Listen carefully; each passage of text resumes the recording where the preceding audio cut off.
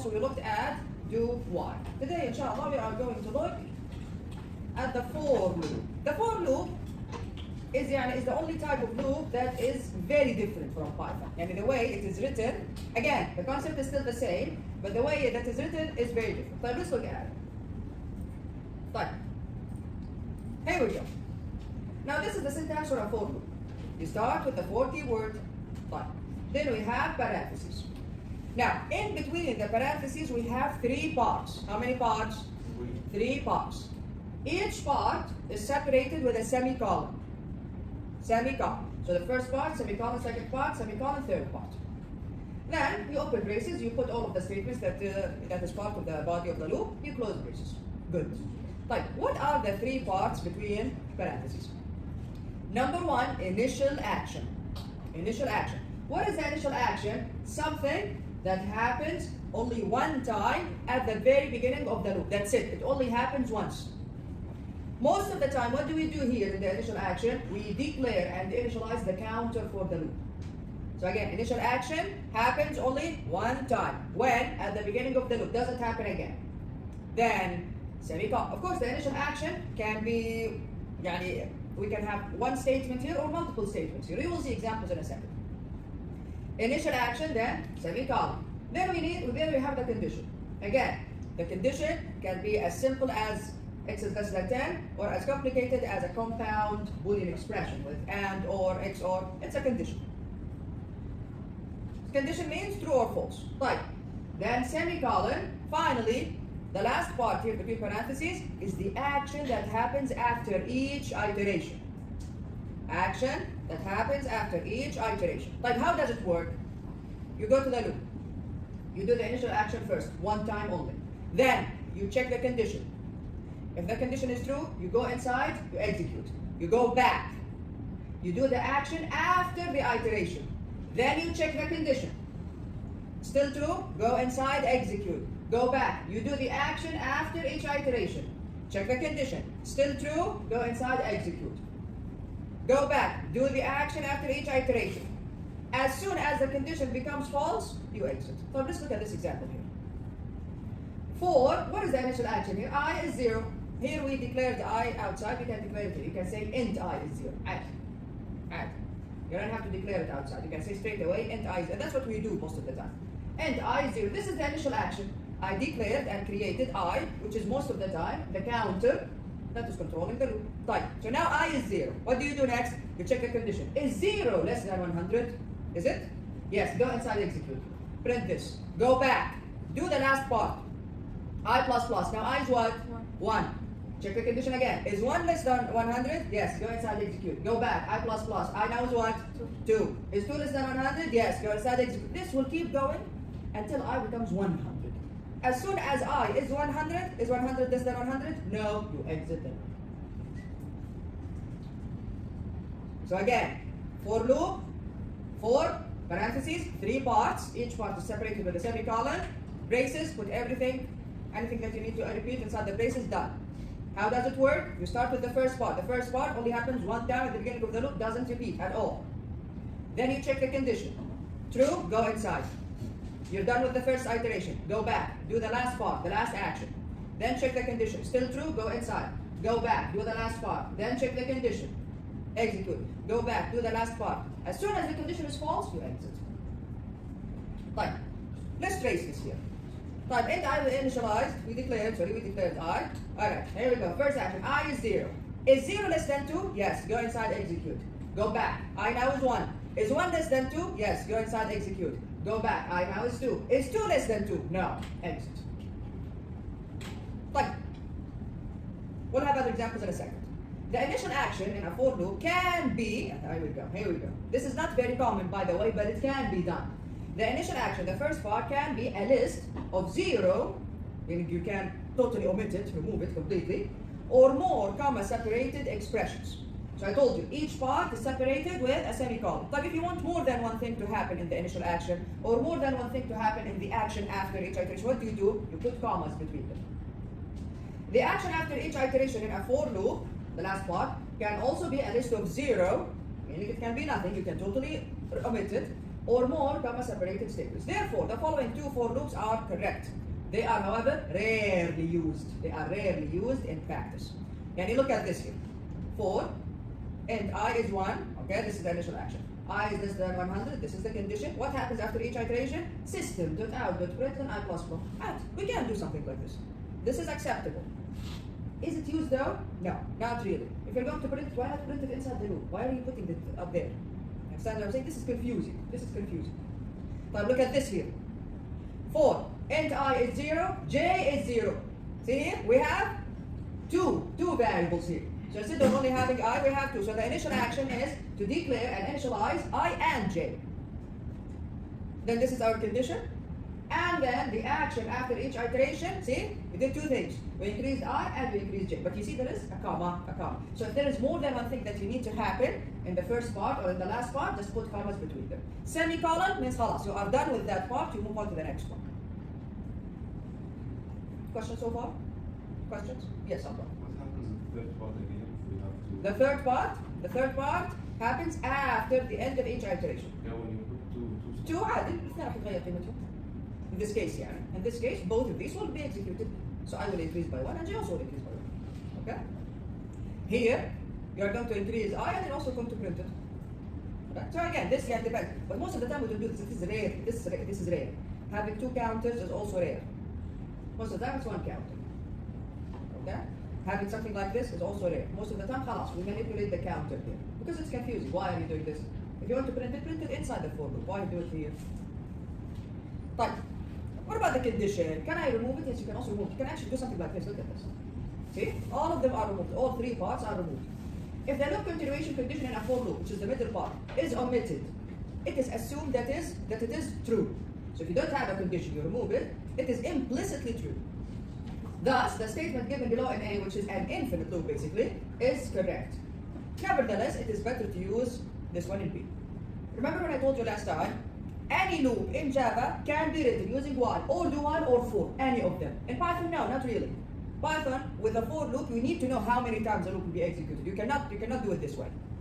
But here, in Java, you can. You can. If you omit everything, it's as if you say while true. Since this is an infinite loop, what do I need to have inside the loop so that the loop exit? Yeah? Break, very good. I need a break statement somewhere here. Okay? So this can't be done. When you do something like this is equivalent to saying while true. Okay?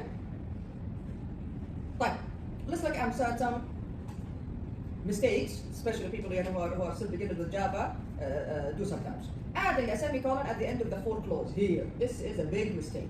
When you put a semicolon here, this means that the body of the loop doesn't have anything to do with the for clause anymore. Okay? So never do this. This is a logical error. So the loop body is a common sense for R. Here we go. Fine.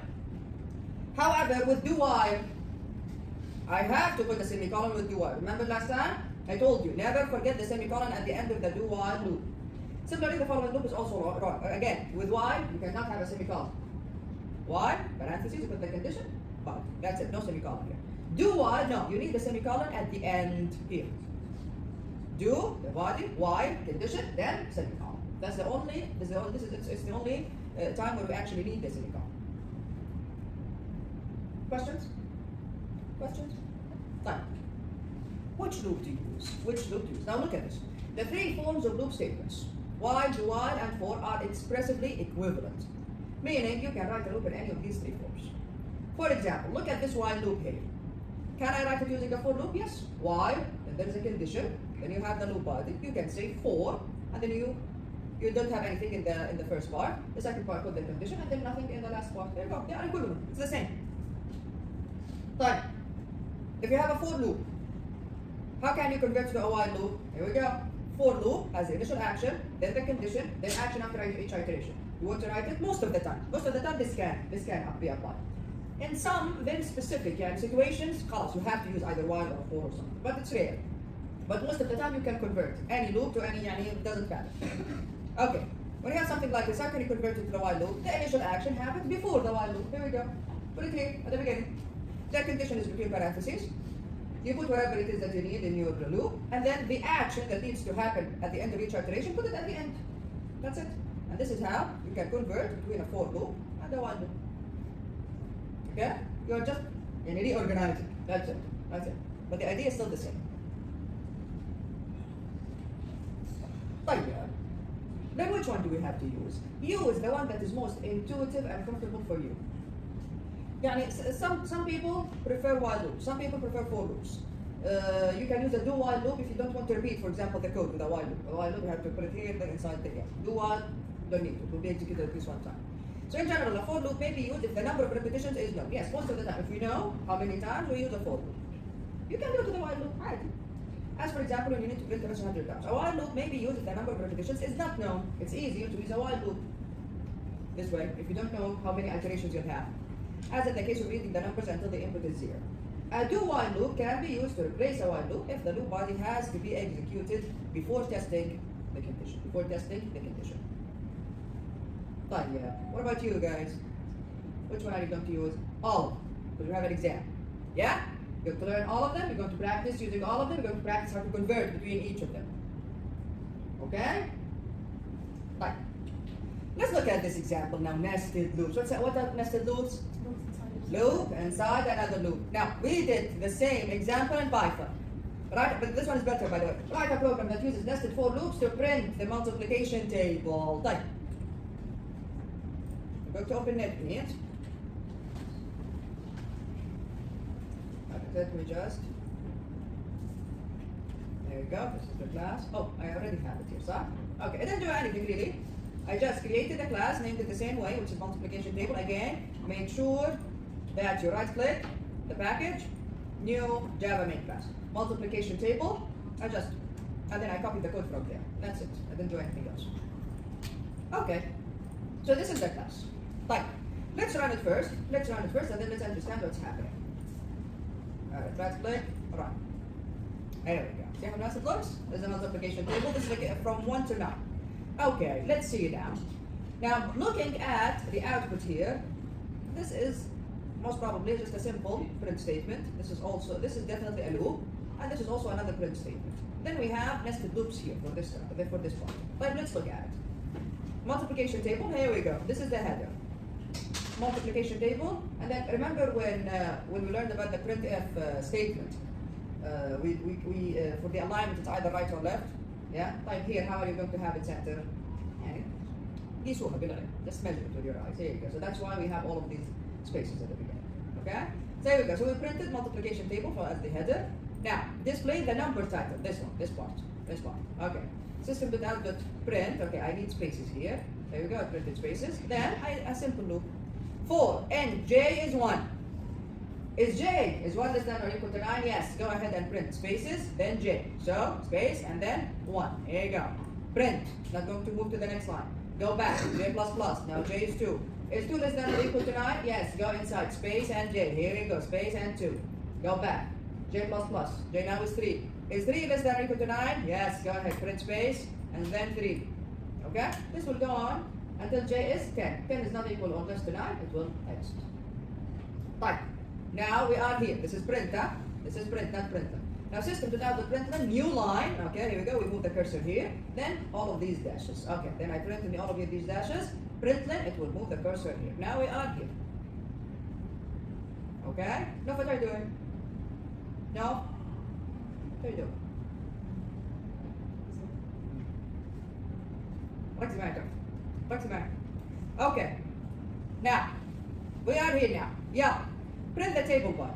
Yeah, let's see. For int I is 1. Is I less than or equal to 9? Yes. Go inside.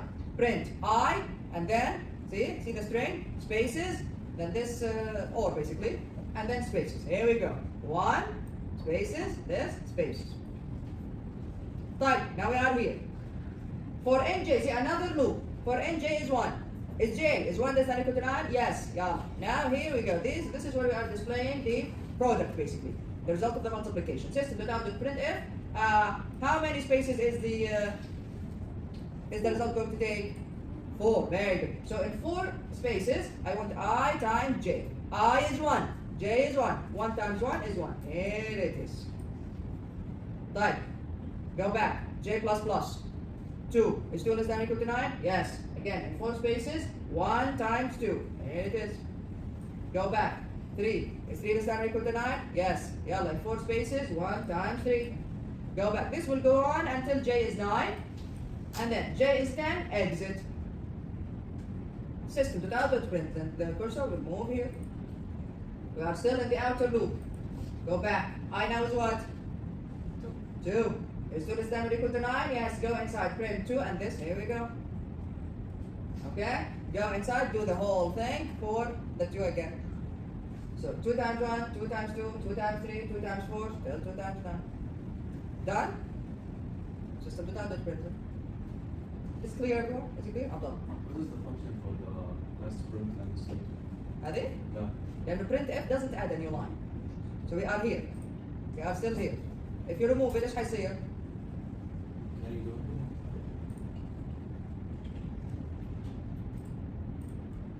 There happened? There's no new line. There's no new line. You get it now? Is it inside the loop as well? It's out inside the outer loop. See, this is the inner loop. This is the outer loop. So every time we finish the multiplication table for one number, there you go. Yeah, new line so that you move on to the next number. Okay? Alright. Any other questions? Any other questions? Very well. Is it different from the one in Python? It looks better, but it's the same concept. It's the same concept. طيب, very good. طيب, before I move on, let's go to this simple loop here. Who can tell me? J here. J, huh? J. What is the scope of J? Excellent, excellent, yes, sir. Again, scope means where is J accessible? Where can I use it? Either to use the value or change it, whatever it is that I need to do with it. Only inside the for loop. Only, that's it. Remember when I told you, when you declare a variable inside the block, it's only accessible inside that block, that's it. You go outside, خلاص, that variable does not exist anymore. Yeah, if I try now, this is where the loop ends. صح? This is where the loop ends. If I try here, مثلا, I say J is 9. What happened? See that line? Cannot find symbol. Where is J?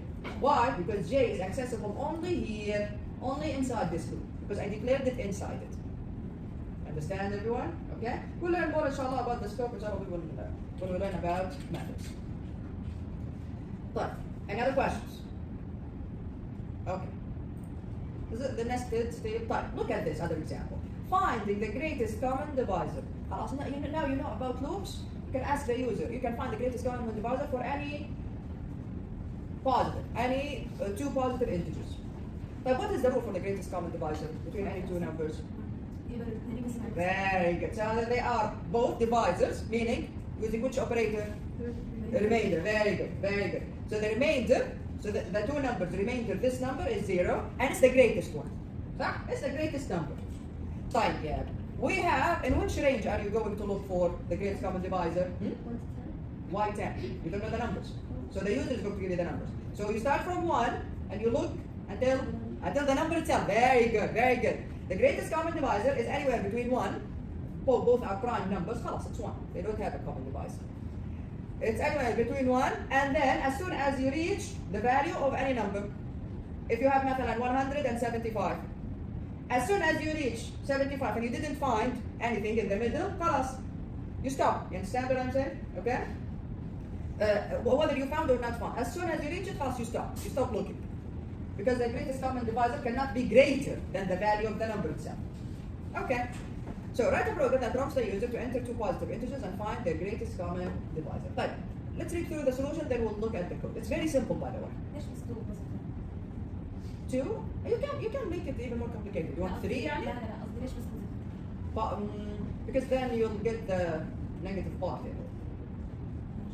فاهم علي؟ يعني يصير كمان تشيك على فكرة النيجاتيف كمان. Okay? هي أسهل. طيب, suppose you enter two integers 4 and 2. The greatest common divisor is 2. How do you know? Starting from, suppose you enter 20, 16, and 24. The greatest common divisor is 8. How do you find the greatest common divisor? Let the two input integers be n1 and n2. You know number 1 is a common divisor, definitely. For any two numbers, 1 is definitely a common divisor. But it may not be the greatest one. So what do? You can check whether, okay, so you use another variable to go through the numbers. 1, 2, 3, 4, and you check. Is it a divisor for both numbers? Yes, you'll replace the greatest common divisor. You go ahead, you increase k by 1. Is it a divisor? You replace k by 1. Until the last value that turns true for the condition where it's a divisor for both numbers is the greatest common divisor. So you can check whether K2, 3, 4, etc. You go on, is a common divisor for N1 and N2 until K is greater than one of them. Right, let's look at the code and we'll understand. It's fairly simple. You see, this is what software engineering is about. You have a problem and then you find the solution to the problem. Okay? Right, here we go. So greatest common divisor, I import my scanner class, I create my scanner object, yeah. I ask the user, enter the first integer, read it, put it in N1. So N1 is the first integer. Ask the user, enter the second integer, read it, put it in N2. Here we go. Fine. Now, int GCD, the greatest common divisor, is at least 1, صح؟ أقل شيء في الحياة، أقل شيء 1. Why not negative؟ لأن أنت بتطلع بعد ال 1. إذا هم كانوا negative فتصير عندك إشكالية. تقدر تبدي من واحد فيهم. You have to think about it. Fine. So int GCD is 1. Int K is 2. What is K? What is the purpose of K? K will go through the numbers from 2 till one of the numbers that the user entered. And then you check with K. يعني شوف كيف. While here we use the value. While as long as K is this than or equal to the first number, and at the same K is this than or equal to the second number, this means we did not reach the value of one of the two numbers. Go ahead and check. Go inside. If, here we go, if the first number remainder K double equals 0, and at the same time, the second number remainder K double equals 0, then replace the value of the greatest common divisor with K. Otherwise, if this is not true, they are not a divisor. Right, K plus plus, go on, move on to the next number. Is K still less than or equal to N1 and N2? Yes, go ahead, check. Is it a common divisor? If it is a common divisor, replace the previous value, the greatest common divisor with K. Otherwise, don't. K plus plus. Right, let's have an example. Let's say مثلا N1 is 16, N2 8. Okay? 16 or 8. What is the greatest common divisor between 16 and 8? 8. Very good. Fine. GCD is 1, K is 2. Is K, which is 2 in this case, less than or equal to 8, and at the same time it's less than or equal to 16? Yes? Yes it is. Go inside. Yeah, check now. Is 16 remainder 2 double equal 0? Yes. And 8 remainder 2 double equal 0? Yes. 2 is a common divisor. Replace the value of the GCD. We started with 1, with K now. So GCD now is 2. Type. K plus plus. K now is what? 3. 3. Go back. Is 3 less than 8 and 16? Yes, it is. Go inside. Is 8 remainder 3 double equal 0? No. 3 is not a divisor of 8. So this will be false. So the greatest common divisor, the value is still 2. We did not change it. K plus plus. Yeah, okay, now is 4. Go back. Is 4 less than 8 and 16? Yes. Go inside. Is 8 remainder 4 0? Yes. And 16 remainder 4 0? Yes. Replace the greatest common divisor. Here we go. We found a higher number. Now the greatest common divisor is not 2 anymore. It's now 4. Yeah, K plus plus. Now K is 5. Go back. Is 5 less than 8 and 16? Yes. Go check. Divisor, it's not a divisor. Greatest common divisor is still 4. Okay, now is 6. Go back. 6 is less than 8 and 16? Yes. 6 is a divisor for both numbers? No, 6 is not a divisor for 8. GCD is still 4. Still 4. K plus plus. 7. 7 less than or equal to 8 and 16? Yes. Go inside. 7 is a divisor? No, it's not. GCD is still 4. K plus plus now. 8. There we go. Go back. Is 8 less than or equal to 8 and less than or equal to 16? Yes. Go inside.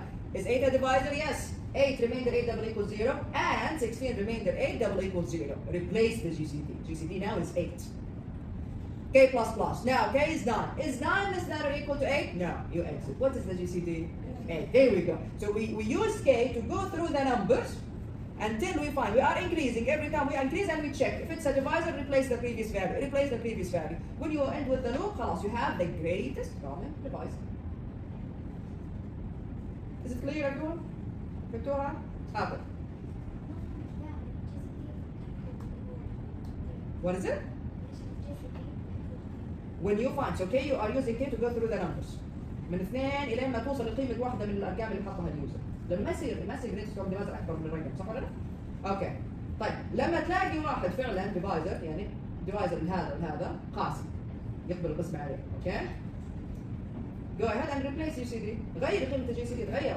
يعني GCD قبل شوي كان 1. أنا لقيت 2، الاثنين يقبل عليه، أوكي صارت الحين GCD 2، امشي كمل، الشيء اللي بعده، الثلاثة لا ما يقبل، الأربعة يقبل، أوكي غير GCD خليه الحين 4. Understand? So you are using K to go through the numbers. اوكي قاعد انكريز فكل ما لقيتي قاسم كل ما لقيتي ديفايزر هذا الديفايزر اكبر من اللي قبل شوي لقيتيه. اوكي؟ when you are done with the loop خلاص الجي سي دي صار عندها اكبر رقم فيه اللي هو الجريتست كومن ديفايزر. قاسم مشترك هذا. اوكي؟ Yeah. لما قلت وانت كريت برضه الانسايد لوب كيف هو عم ياخذ لا انا شايف الديكليريشن وين كذا؟ يعني لو كان بالعكس كان مغطى كيف؟ لو كان الديكليريشن هو اللوب لا بالنسبه للكي doesn't matter. الانت كي بس هي واي اساسا احنا قاعدين نستخدم واي وليد ليش is only الكي one. equal to؟ ها؟ ليش الكي equal to؟ ليش اثنين؟ because لأن يجبرون حد دوري ليش الدوري في الواحد؟ ليش الواحد؟ ماشي صح؟ Great common divisor is at least one. Why are you starting with one? You are wasting time. You get it? Yeah, that's it. Now, here, end K, you have to do it here. Why? Because if you declared it inside, ايش حيصير؟ ما بيودي لا راح يصير راح يصير كيف تقول لي y k is less than or equal to n1 وهي ال k جوا end K كيف؟ صح؟ Okay, here you go. بالنسبة لل GCD, the same thing. Yeah? How are you going to change the value of the GCD وكل شوي؟ Okay? وبعدين حتى الجي سي دي ابغاه هنا تحت. إذا كان هو declared هنا كيف حيطبع بعدين هنا؟ انا هذا سؤالي انه هي جوا شو تعمل ريتيرن لبرا بس فهمت Okay? There we go. Any other questions? Any other questions? Very good. This is one of the good examples in كده خلي الواحد كيف يشغل مخه شوي. It's easy. صح ولا لا؟ The concept is easy. But this concept is applied to so many problems. You use a variable to go through a series of numbers and then check for something. We use this all the time. Every time the condition is true, replace the previous value. Replace the previous value. This concept is used everywhere in a lot of problems. Like, predicting the future tuition, we did the same exact problem in Python in the lab. I remember this one. Okay. Suppose that the tuition for a university is $10,000 this year. And then the tuition increases 7% every year. In how many years will the tuition be doubled? How do I know? In how many years will the tuition be doubled if it's increasing 7% every year? Huh? Yeah, Abdullah. You said 20,000 as the last value. Okay. Then you keep doing the loop and then What are you counting in the loop? the percent. Okay. What are you counting? So you are calculating every time the And increase. adding it to the 10,000 until it reaches 20,000 and then the loop stops. Okay, very good, very good. Keeping track of what? So after I'm done with the loop, I need to know what? The number of years. Excellent. How many Here we times go. the loop, Here we go. How many times the loop iterated? Very well, very well. So you start with 10,000. The condition is, as long as the tuition is less than 20,000, increase it, increase it, increase it. Every time you increase, you need a counter for the years. How many years passed? Basically, it's a counter for the loop. You increase the years by one, sorry, you increase the years by one every time the loop executes. When you are done with the loop, meaning the tuition reached 20,000, now you have the number of years. How many times did the loop iterate? Fine, let's look at it. Okay, so this is future. Here it is, future tuition, I have my main, there you go. I started, so double tuition is 10,000. This is at the very beginning, okay? Then I need the counter for the year, so end year is 0. Why? So as long as the tuition is less than 20,000, increase it by 7%. How do I increase it? You can use the augmented assignment operator. You can say tuition times assignment operator 1.07. Alright, so you go, increase it by 7%. So it's tuition is tuition times 1.07. This increases the tuition by 7% every year. Right, the tuition increased by 7%, add 1 to years, go back, check. Is it still less than 20,000? Yes, increased again. Add 1 to year, check. Is it still that? Okay. This will keep going until it reaches 20,000 or above. As soon as it reaches 20,000 or above, you exit. How many years? In which value? In which variable? Year. Year. There you go. Tuition will be doubled in whatever value this variable holds. دكتورة مو 7% 0.07 Okay, right. It's 7%. Got it. So this is when you multiply the number by 1.07, what are you doing? You are keeping the original value, you are adding 7% to it. Yeah. Okay. Okay? Alright. So this is just say this is 10 reals. Okay? This is 10 reals. Alright. Its price increased by 25%. كم صار البرايس؟ 12.5. 12.5. How do you know it's 12.5? What did you do? 1.5. 10, very good. You divided 10 by 4, it's 25%, يعني ربع. طيب, 10 by 4 is what? Is what? 2.5. Then, What is the price? You add, there we go, 10 plus 2.5. Right. Instead of doing that, you can say 10 times 1.25. Instead of having the original price plus the price times 25.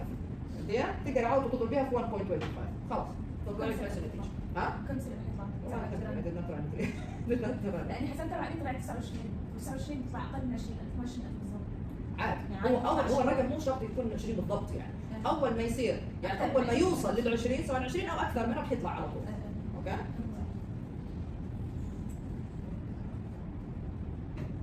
Any other questions? Any other questions? Okay, finally in this, here this is the problem. Case studies are very useful. Case studies, you have the code here, and also they have the complete code in your books. The code for the case studies is يعني for every case study you'll see يعني after every big section in your or at the end of every chapter actually you'll see these case studies. It has a long code, but then the concept here, they use everything that you learned in that chapter to create the program. Very helpful. Very helpful. Case studies from every chapter are very helpful. Yes, we don't have to go over them during class, but again, no concept here is new. Okay? So make sure to study them. We have the converting decimals to hexadecimals, we have the Monte Carlo simulation. Fine. Finally, using break and continue. Break is not new. Sorry, is it new?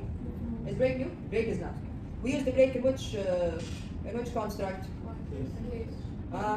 Switch, very good, switch, very good. We use break and switch. طيب, we can actually, in Java, we can use break anywhere. But let's look at the example for break first, then we will learn about continue. Continue is kind of new, that's it. Fine, here it is. We have, by the way, break and continue even Python. But for some reason, yeah, the book does not cover it, I don't know why. But here we go, this is break. And my main method, and sum is 0, and number is 0. While number is less than 10. There we go. Is 0 less than 10? Sorry, 20. Is 0 less than 20? Yes, go inside. Increase number by 1. Number now is what? 1. Sum plus assignment number. Sum now is what? Yeah? Yeah? What is it? What is sum now? 1. Yeah, it was 0. 0 plus 1 is 1. Here we go. If sum is greater than or equal to 100, break. What will the break statement do? As soon as we reach 100, what will happen? We will exit the loop. Here we go. We will exit the loop. Fine. I think I have it here. Okay. Yes, here we go. Test break. Alright, so again, I just copied the name of the class, I created it. Fine. Now, what I did also in this example is that I added a print statement here. Why? So that we see what is the value of number and sum. Okay? Okay? So again, it's the exact same code. The only thing that I added is that a print statement here to see the value of number. So number is number. Number is number, and then sum is sum to understand what is happening here, so that you can see the values before the break. Now, you know, in another way, you can say while number is less than 20, and sum is less than 100. So, is it the same? So, بدل ما نجي نسوي break, so instead of having the break statement here, as long as number is less than 20 and sum is less than 100, go ahead and execute. Here, I have the condition separate. It's the same thing, it's the same idea. Fine, let's run this now. So again, what did I do? Just before the break statement, before F yani, I have a print statement so that I can see the numbers and the sum. Let's see now, are we going to reach 20 first? So we exit the loop here. Or are we going to reach 100 for the sum first? So we exit the loop here. Let's see, which one happens first? Run. Here we go. Alright, so at the beginning, number is 1, sum is 1. Number is 2, sum is 3. Number is 3, sum is 6. This will go on until number is 14. See? Number is 14, sum is 105. So we reached that sum is 105 greater than or equal to. We exited the loop. So we exited the loop here, not here. Number never reached 20. Okay? And then finally, there are two prints here. The number is, here we go, 14 and then 105. Questions? Questions, everyone? Yeah? Again, this example really doesn't make much sense unless you actually want to calculate the sum. I don't understand. Why are you exiting it from another side? So I'm not sure why this is happening, but this is just to understand the concept of the break statement. Okay? Fine. What about continue now? What about continue? Fine. Okay, here we go. We have the code here as well. Continue. Fine, yeah. Let's look at this. Again, I'm going to show it to you on NetBeans as well. So this is the continue statement. Int sum is 0, int number is 0. While number is less than 20, go inside number plus plus. If number double equals 10 or number double equals 11, continue. When you reach a continue statement inside a loop, what is exactly happening? This is important, everyone. This is new. When you reach a continue statement inside a loop, hi, yes, Ronnie. What is exactly happening? What about you there? Get on the table. On the table, yes, you. Get quick.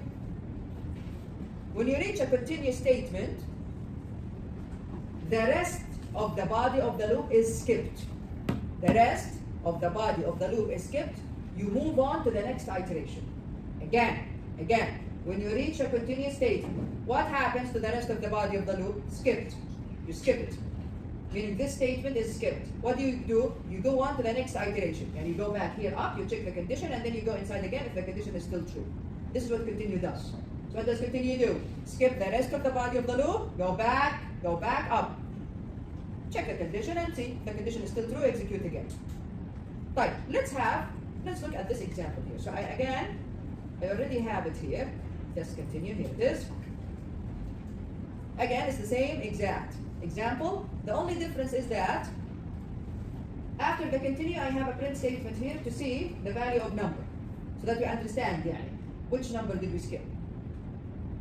Okay? Right, before I continue, if I remove these statements, do I really need to continue? No. Again, what is the purpose of continue? Skip the rest of the body of the loop. So if you don't have, look, even if I remove it, I should compiler. Unnecessary continue statement. Why do you have a continue statement here? What are you skipping? There's nothing inside the body of the loop after this point. Okay? Fine. So here we go. Yeah, let's run this. Right. Alright, so again, int sum is 0, int number is 0. Is number less than 20? Yes, 0 is less than 20. Number plus plus. 1. Is 1 equal to 10 or 11? No. Print number and then the value and add it to sum. Here you go. Number is 1. Go back. 1 is less than 20. Go inside. Number now is 2. Is it 10 or 11? No. Print it. Add it to sum. Go back. 2 is less than 20. Go inside. 3. Okay, so this will continue until where? What did we skip here? Yeah. 10 and 11. Very good. So 9. 9 is not equal to 10 or 11. Print it. Add it to sum. Go back. 9 is still less than 20. Add 1 to number 1. And now 10. Is 10 double equal 10 or whatever? Yes, true. Continue. What does continue mean? Skip these statements. That's right, see? We skipped it. It did not print. Meaning it will not print, it will not be added to sum. Then go back. 10 is less than 20, I'll add 1 to it. 11. Is it equal to 10 or 11? Yes, it is equal to 11. True. Continue. So skip these, go back. 11 is less than 20. Go inside. 12.